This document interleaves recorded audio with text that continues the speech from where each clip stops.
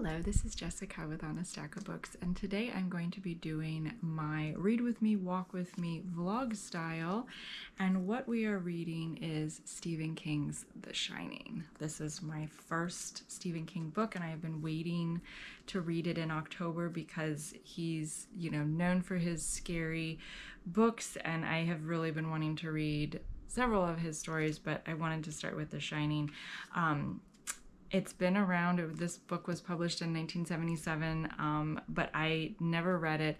I've seen the movie several times, and I think everyone is very familiar with The Shining, whether they saw the movie, read the book, or maybe just those iconic moments of, when he's breaking down the door, trying to get at his wife, their son Danny with red rum, and some of those things. So they're in this hotel. He's working. He's taken this as a job during the winter months, and so it's about a 5 or 6 month stint because they're going to be stuck there because of the weather. They're going to be isolated. The snow is going to keep them from being able to quickly, they're not going to be able to drive anywhere. They're not going to be able to get out. And then the telephone lines are probably going to be down because of the weather. And so they're going to be very isolated. They're in this, big, beautiful hotel. And like most hotels, there is a history. And this one presumably is haunted. People have died there. And so with the hauntings and the isolation, and then in the movie, he has hallucinations, and so he is trying to resist. He loves his family, but he's kind of going crazy. And so my aunt had recommended reading this book. She said it was nothing like the movie. So I'm very excited to see, and I don't think I'll be able to help but compare it to the movie. So we'll see. But I'm very excited. And yeah, so let's go ahead and read The Shining and see what we think. So this is my festive sweater that I wanted to wear for this because I love it, and I only get to have it during Halloween. And I thought it was very fitting with the Overlook Hotel and like the repeating patterns of the wallpaper and that very like old-fashioned, and I love it. So so let's read The Shining. Chapter 1, Job Interview. Jack Torrance thought, officious little prick. Ullman stood 5 feet, and when he moved it, it was with the prissy speed that seems to be the exclusive domain of all small, plump men. The part in his hair was exact, and his dark suit was sober but comforting. I am a man you can bring your problems to, that suit said to the paying customer. To the hired help, it spoke more curtly. This had better be good, you. There was a red carnation in the lapel, perhaps so that no one on the street would mistake Stuart Ullman for the local undertaker. As he listened to Ullman speak, Jack admitted to himself that he probably could not have liked any man on that side of the desk, under the circumstances. Ullman had asked a question he hadn't caught. That was bad. Ullman was the type of man who would file such lapses away in a mental Rolodex for later consideration. I'm sorry? I asked if your wife fully understood what you would be taking on here. And there's your son, of course. He glanced down at the application in front of him. Daniel. Your wife isn't a bit intimidated by the idea? Wendy is an extraordinary woman. And your son is also extraordinary? Jack smiled, a big PR smile. We like to think so, I suppose. He's quite self-reliant for a 5-year-old. No returning smile from Ullman. He slipped Jack's application back into the file. The file went into a drawer. The desktop was now completely bare except for a blotter, a telephone, a tensor lamp, and an in-and-out basket. Both sides of the in-out were empty too. Ullman stood up and went to the file cabinet in the corner. Step around the desk, if you will, Mr. Torrance. We'll look at the floor plans. He brought back 5 large sheets and set them down on the glossy walnut plane of the desk. Jack stood by his shoulder, very much aware of the scent of Ullman's cologne.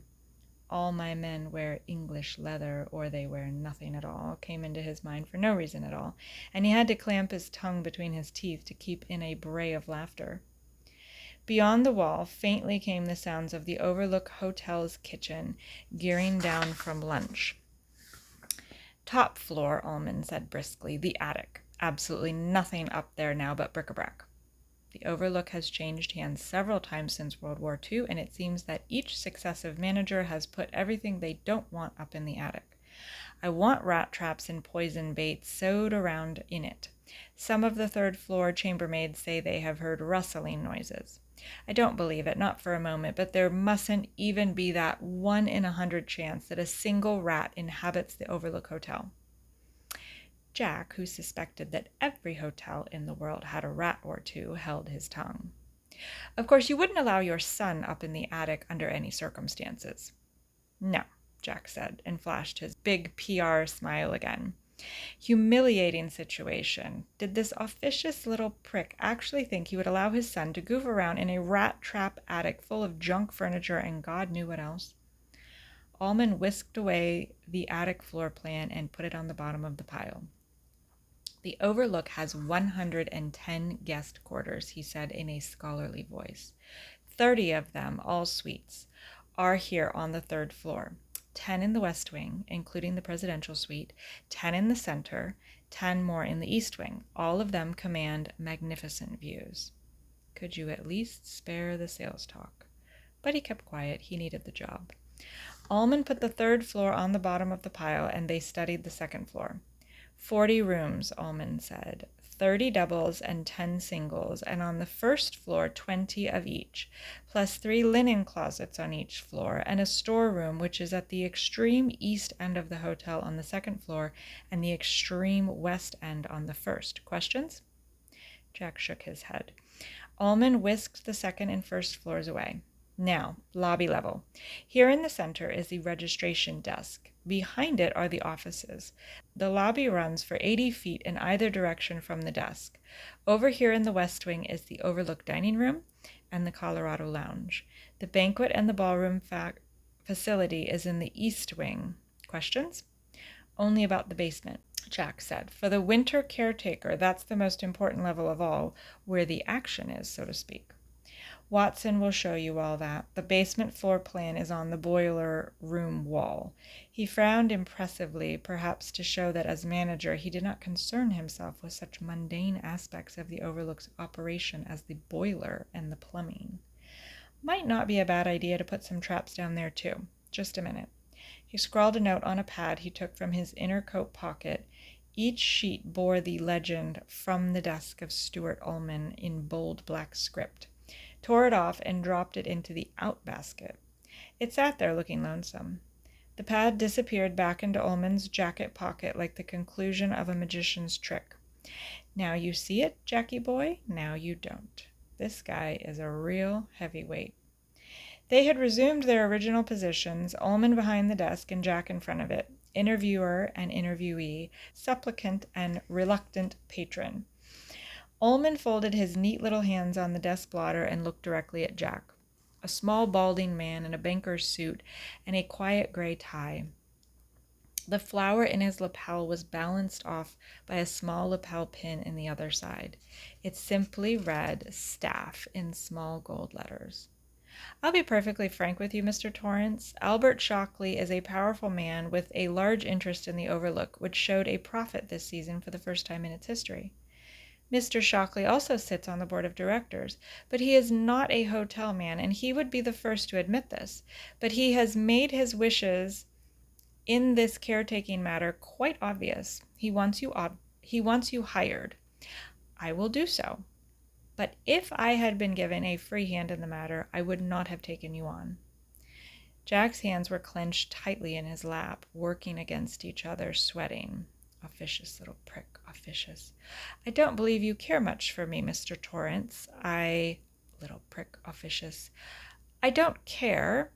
Certainly your feelings toward me play no part in my own belief that you are not right for the job. During the season that runs from May 15th to September 30th, the Overlook employs 110 people full-time, one for every room in the hotel, you might say. I don't think many of them like me, and I suspect that some of them think I am a bit of a bastard. They would be correct in their judgment of my character. I have to be a bit of a bastard to run this hotel in the manner it deserves." He looked at Jack for comment, and Jack flashed the PR smile again, large and insultingly toothy. Ullman said the Overlook was built in the years 1907 to 1909. The closest town is Sidewinder, 40 miles east of here, over roads that are closed from sometime in late October or November until sometime in April.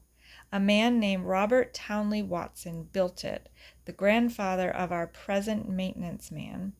Vanderbilts have stayed here, the Rockefellers and Astors and DuPonts. 4 presidents have stayed in the presidential suite: Wilson, Harding, Roosevelt, and Nixon.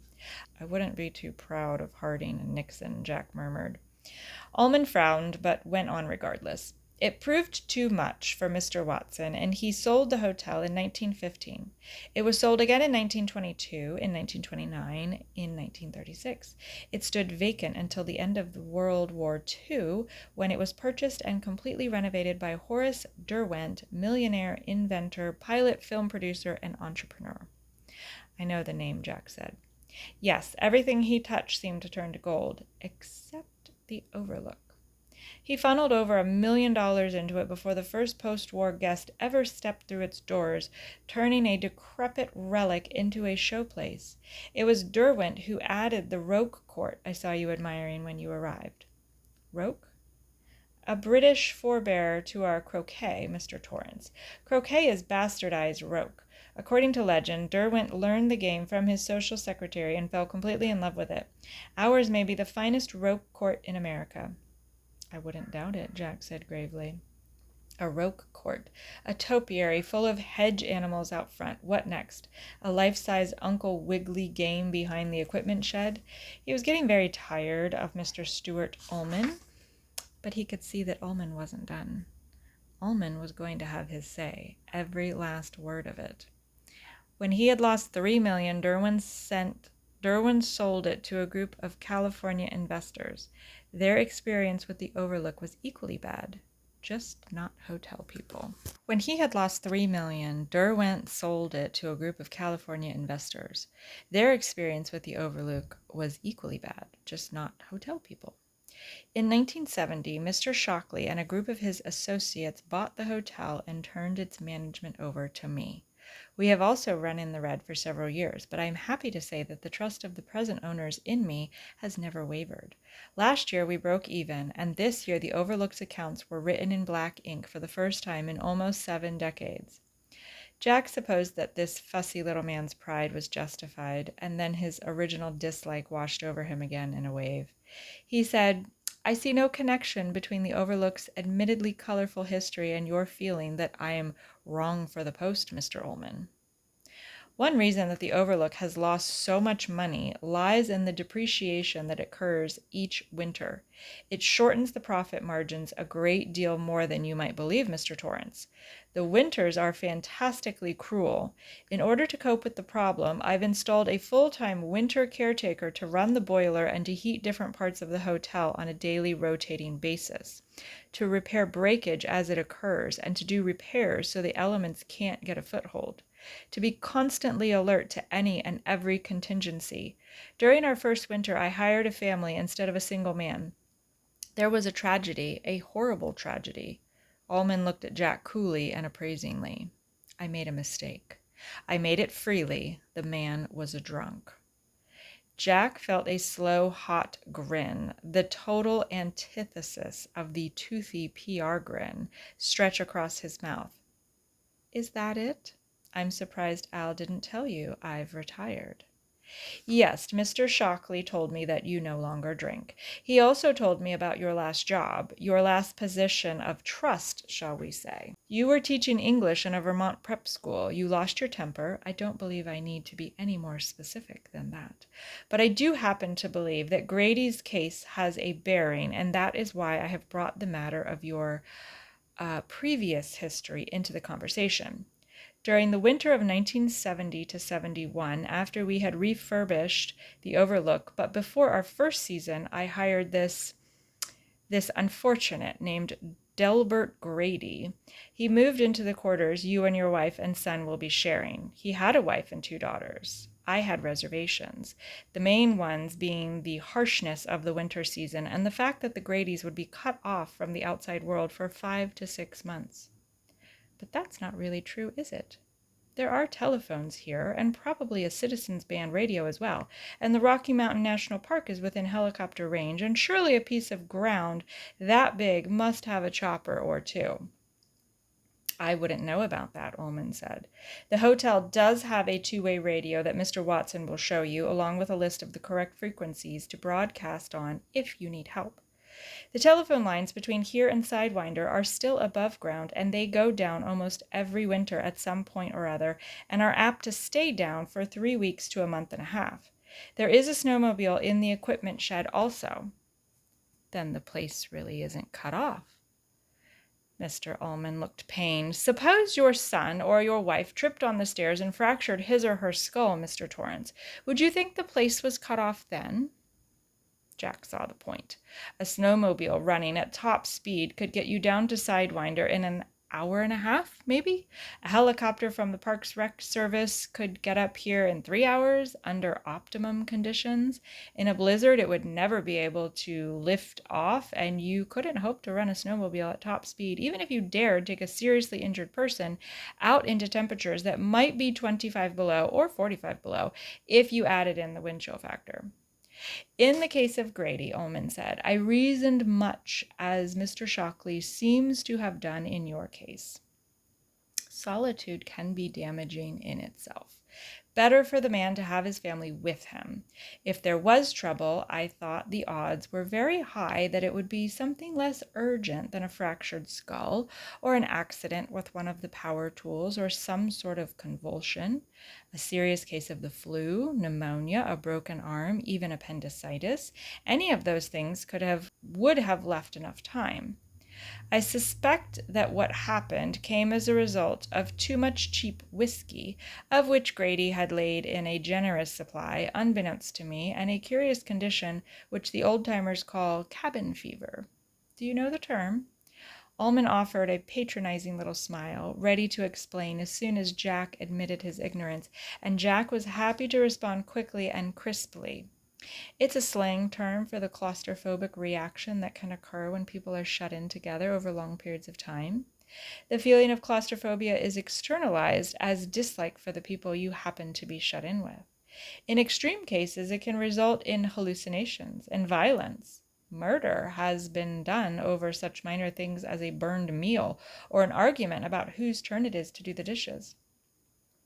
Ullman looked rather nonplussed, which did Jack a world of good. He decided to press a little further, but silently promised Wendy he would stay cool. I suspect you did make a mistake at that. Did he hurt them? He killed them, Mr. Torrance, and then committed suicide. He murdered the little girls with a hatchet, his wife with a shotgun, and himself the same way. His leg was broken, undoubtedly so drunk he fell downstairs. Ullman spread his hands and looked at Jack self-righteously. Was he a high school graduate? As a matter of fact, he wasn't, Ullman said a little stiffly. I thought a, shall we say, less imaginative individual would be less susceptible to the rigors, the loneliness. That was your mistake, Jack said. A stupid man is more prone to cabin fever, just as he's more prone to shoot someone over a card game or commit a spur-of-the-moment robbery. He gets bored. When the snow comes, there's nothing to do but watch TV or play solitaire and cheat when he can't get all the aces out. Nothing to do but bitch at his wife and nag at the kids and drink. It gets hard to sleep because there's nothing to hear, so he drinks himself to sleep and wakes up with a hangover. He gets edgy, and maybe the telephone goes out and the TV aerial blows down and there's nothing to do but think and cheat at solitaire and get edgier and edgier. Finally, boom, boom, boom. Whereas a more educated man, such as yourself, my wife and I both like to read. I have a play to work on, as Al Shockley probably told you. Danny has his puzzles, his coloring books, and his crystal radio. I plan to teach him to read, and I also want to teach him to snowshoe. Wendy would like to learn how too. Oh yes, I think we can keep busy and out of each other's hair if the TV gets on the fritz. He paused. And Al was telling the truth when he told you I no longer drink. I did once, and it got to be serious. But I haven't had so much as a glass of beer in the last 14 months.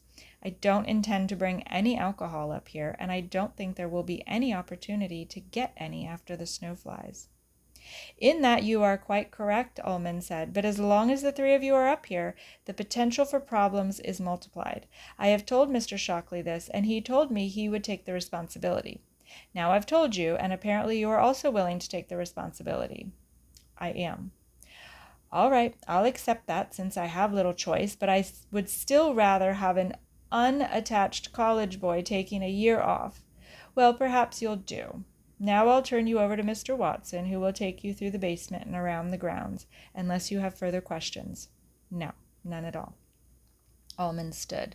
I hope there are no hard feelings, Mr. Torrance. This is nothing personal in the things I have said to you. I only want what's best for the Overlook. It is a great hotel. I want it to stay that way.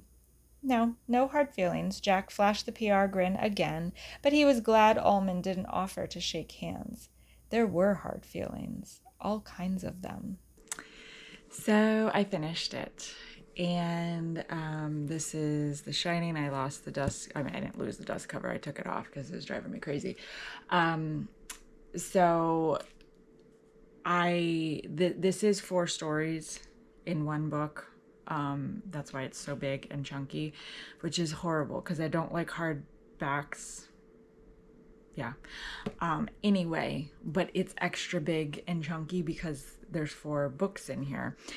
So that part was pretty awful. I was really happy to be done with it.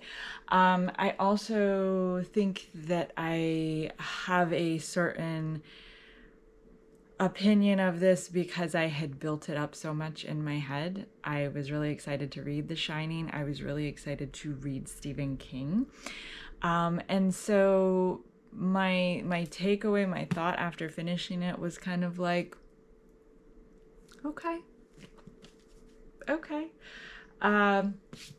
Because I think I had built it up in my head. So there was a lot of things that, like I said in the beginning, I think I would have had a hard time not comparing it to the movie. And Jack Nicholson is like so perfect with his smiles and the whole, his kind of slow descend or quick descend into madness that the hotel was propelling him into.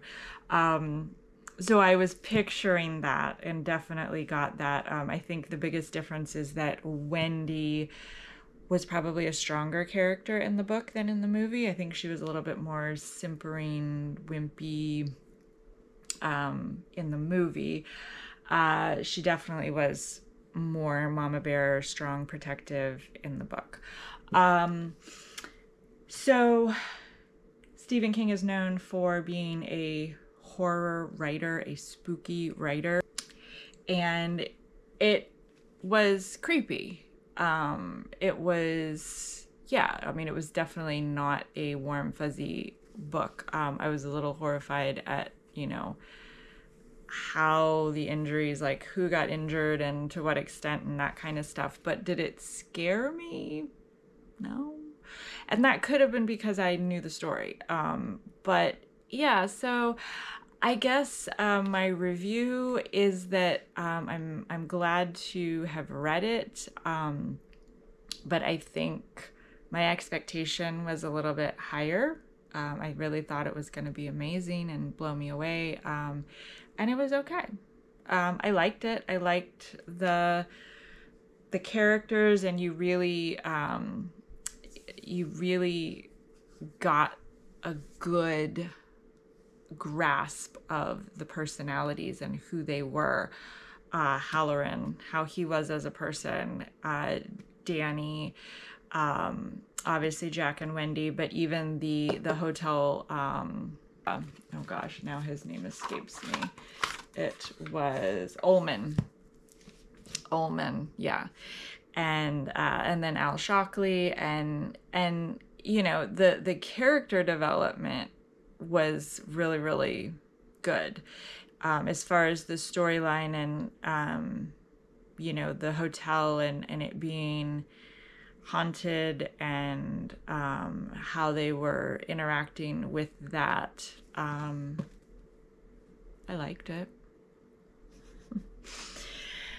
So, based on that, I would love to get any recommendations from people that think, oh, well, you know, this Stephen King book is definitely better. I've heard it is terrifying. It's definitely on my list. I want to read it. But if I, you know, and I'll do a screenshot of the books that I have. So I have The Stand, The Gunslinger, The Drawing of the Three, The Dark Tower, If It Bleeds, and Doctor Sleep. But I lean towards the more earlier writings of his, Carrie and Misery and Pet Sematary and It. And I know as his writing progressed, and this is based on my parents, they were like, you know, he got a little bit more sci-fi, I think, and sort of lost some of the readers that, or at least for my parents, you know, just they were like, oh, it just got a little too, I don't know if weird is the right word, or if it just got too complicated, too many characters, too many ideas, dimensions. I don't know, because I haven't read them. But so I lean more towards those, Cujo, you know, stuff like that. But again, I've seen the movies. And so does that slant your opinion, your view? It definitely, you can't read it and unsee the movie and unknow what's going to happen. But anyway, this was my experience. So it's sort of like a yeah, I don't even know how to, like, would I recommend it? I don't know. Like, yeah, so I kind of am leaving it with this feeling of like, I'm not unhappy that I read it.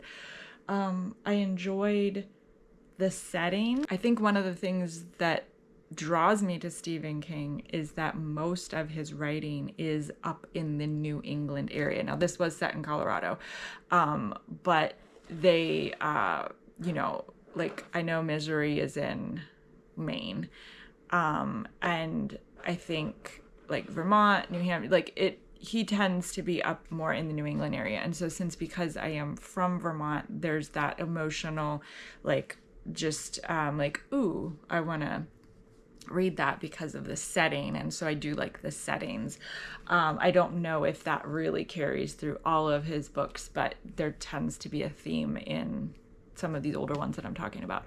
So I liked that. I liked just, you know, and the one thing I did like, there was a certain amount of raw, realistic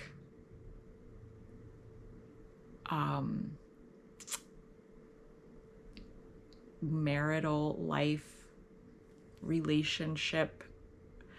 Let me see if I can word this better. Okay, there was a certain level of raw and realisticness. Is that a word? Realisticness. Between husband and wife. They're struggling in this marriage. They have that difficulty. And so because you're in his head and how Wendy reacts to things and with this child, you know, he loves her, but that he gets irritated by her. And she loves him, but she, you know, she doesn't like certain things, and but it was a very realistic, I think, portrayal of that complicated dynamic of marriage, you know, where they had fought, they had done, you know, she had really gotten upset at him, and there was some real serious conflict, and then they ended up, you know, sort of having makeup sex, and there's that feeling of you want things to be okay, you want to move past it, and sometimes you can't talk it out, you can't figure it out, you can't really resolve it, but you choose to continue to stay together, you choose to keep going, because you have a child or because of the circumstances or whatever, versus a romanticized situation where it's just, very romantic and very sweet, and she's adorable and he's amazing, and you love someone, flaws and all. That part of it, their relationship, was, yeah, I did enjoy that part of the read. So, and I guess that is his writing style, or would be in that category of his writing style. So, yeah, I'm not unhappy. I liked it. I think I had it set on not a pedestal, but on a little bit up. I had it up there. It's Stephen King. So I was like, he is a prolific writer for decades now, and he is still writing. And so, yeah, but yeah, so that is my review. It's sort of lukewarm and sort of not in one camp or the other. It's sort of right on the fence, which, I tend to stay there a lot. So yeah, but thank you for watching and going on the walk with me and reading with me. And until next time, I will be reading.